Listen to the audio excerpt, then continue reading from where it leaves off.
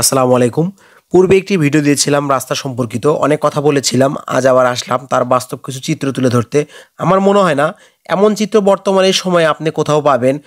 যাই হোক, থাক বা না থাক সেটা বড় কথা না। এই যে পানি দেখতে পাচ্ছেন দক্ষিণ ধুরুটের সবচেয়ে উঁচু এলাকার মধ্যে এটি একটি।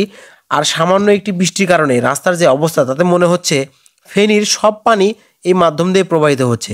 আজ প্রায় দীর্ঘ ১৫ বছর যাবৎ এই পানি নিষ্কাশনের যে কালভার্টটি আপনারা দেখতে পাচ্ছেন এটা ভেঙে পড়ে আছে। রাস্তা তো ইতিহাসের পাতা, সেটা কবে হবে আমরা কেউ জানি না। সামনে একটি মসজিদ, সবাই নামাজ পড়ার খুবই সমস্যা হয়ে পড়েছে। পার্শ্ববর্তী সুগার ইউনিয়নের প্রায় সব গ্রামের কৃষি জমির পানি এই পথ দিয়ে প্রবাহিত হয়ে বিলে পৌঁছায়।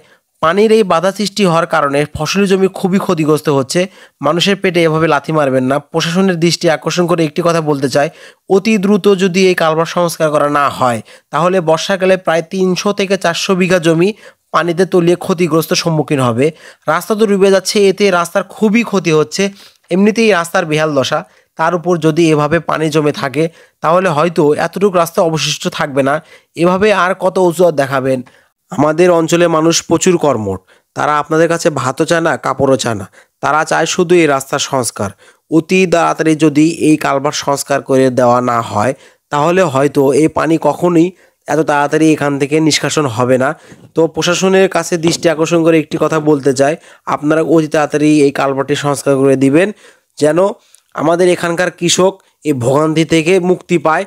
তো আজকের মতো এখানেই শেষ। আবার দেখা হবে নতুন কিছু ভিডিও নিয়ে। সবাই ভালো থাকবেন, সুস্থ থাকবেন। আসসালামু আলাইকুম।